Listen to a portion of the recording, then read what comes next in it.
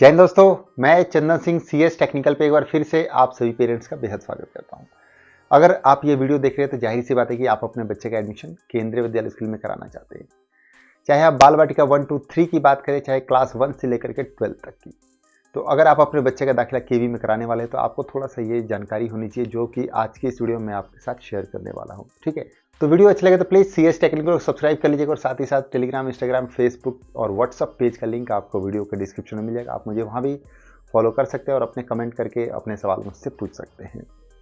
तो कुछ ऐसे पॉइंट्स हैं जो कि आपको पता होनी चाहिए, चाहे आप बाल वाटिका 1, 2, 3 की बात करें, जिसके लिए अभी तक अपडेट नहीं आया कि ऑनलाइन होगा कि ऑफलाइन होगा।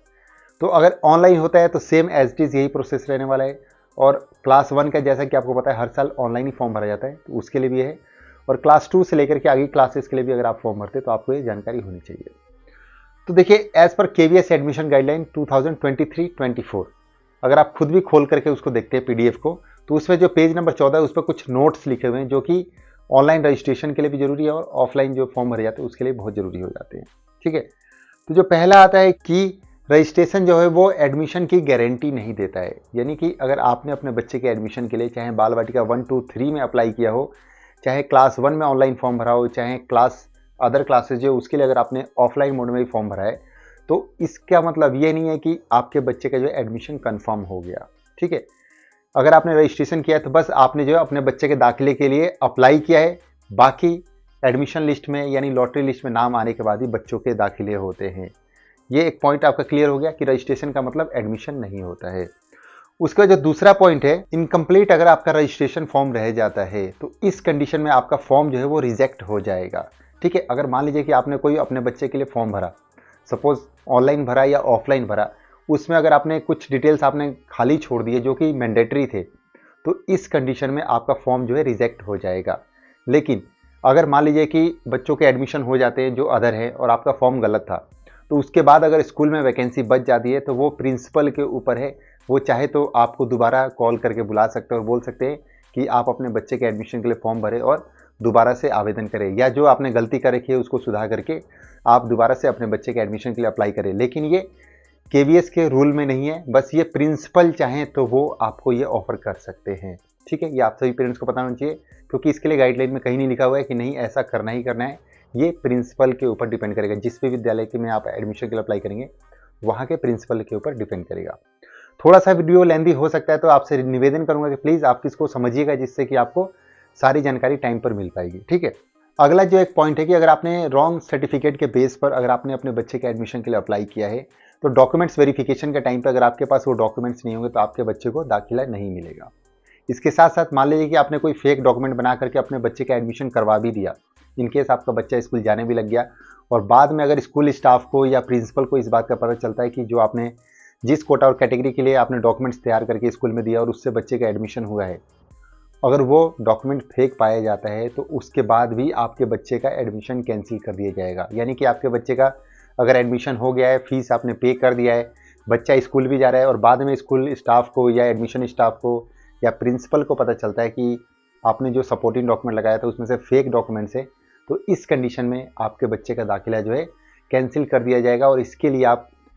स्कूल के जो एडमिशन इंचार्ज हैं या स्कूल के जो प्रिंसिपल हैं उसके ऊपर आप जो है कोई लीगल एक्शन भी नहीं ले सकते हैं, बिकॉज केवीएस की गाइडलाइन में साफ साफ लिखा हुआ है कि जिस भी कोटा और कैटेगरी के लिए आप एलिजिबल हैं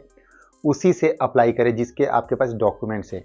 तो अगर प्रिंसिपल अगर आपके बच्चे का दाखिला रिजेक्ट करते हैं अगर ऐसे किसी सिचुएशन में, तो आप प्रिंसिपल के ऊपर कोई मतलब लीगल एक्शन भी नहीं ले सकते हैं। ठीक है,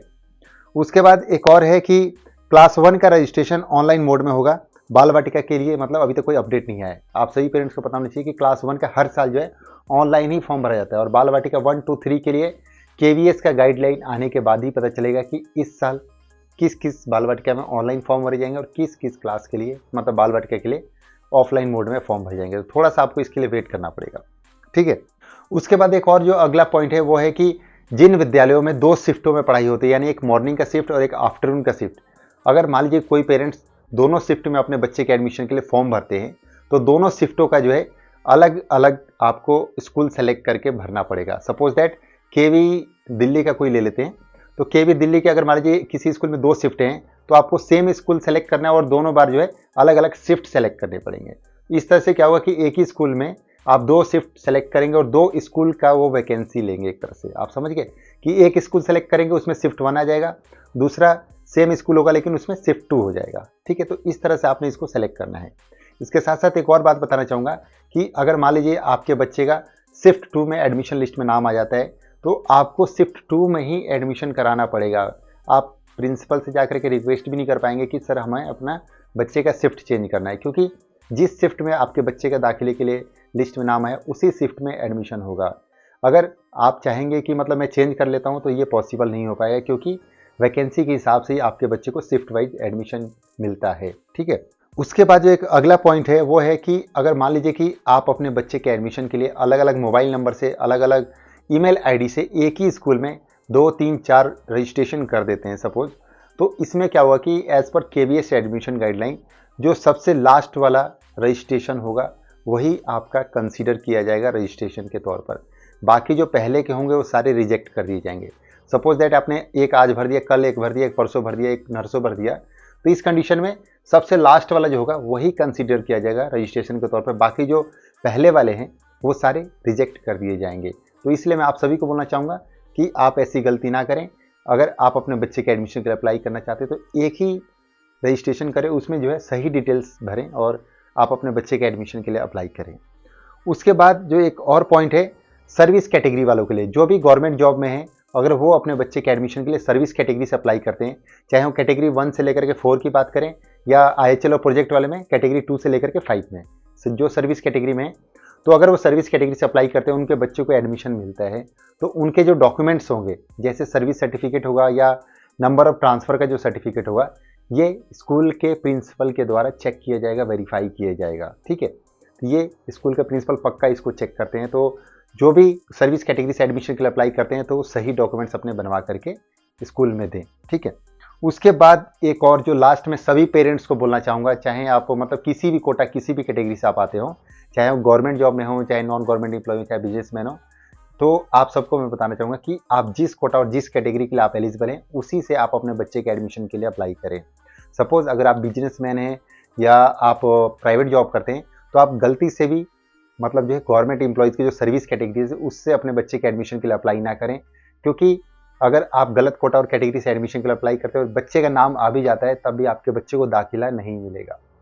और साथ ही साथ ये भी सर्विस कैटेगरी वालों के ऊपर भी लागू होता है। मान लीजिएगा आप एग्जाम्पल के लिए आप सर्विस कैटेगरी 3 में आते हैं और आप कैटेगरी 2 से अप्लाई कर देते हैं, तो इस कंडीशन में आपके बच्चे को भी दाखिला नहीं मिलेगा। आपकी गवर्नमेंट जॉब होगी तब भी ये अगर आपने गलती कर दिया तो आपके बच्चे को दाखिला नहीं मिलेगा। तो आप जिस कैटेगरी के लिए आप बिलोंग करते हैं उसी कैटेगरी में आपने अपने बच्चे के एडमिशन के लिए फॉर्म भरना है।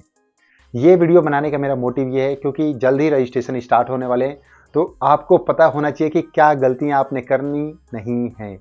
क्योंकि बहुत सारे पेरेंट्स जो है हर साल ये गलती कर देते हैं।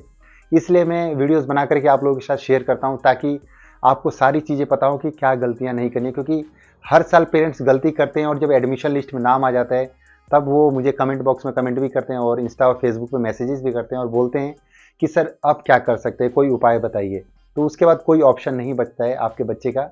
एडमिशन कराने का, अगर आपने गलत कोटा और कैटेगरी से फॉर्म भर दिया है तो इसलिए प्लीज़ आप इस बात का ध्यान रखिएगा। वीडियो अच्छे लगे तो प्लीज़ CS टेक्निकल को सब्सक्राइब कीजिएगा और साथ ही साथ इंस्टाग्राम, फेसबुक और व्हाट्सअप पेज के लिंक आपको वीडियो के डिस्क्रिप्शन में मिल जाएंगे, वहाँ से भी आप मुझे टाइम पे अपडेट रख सकते हैं। तो वीडियो को लाइक जरूर कीजिएगा। तब तक के लिए थैंक यू, बाय बाय, जय हिंद, जय भारत।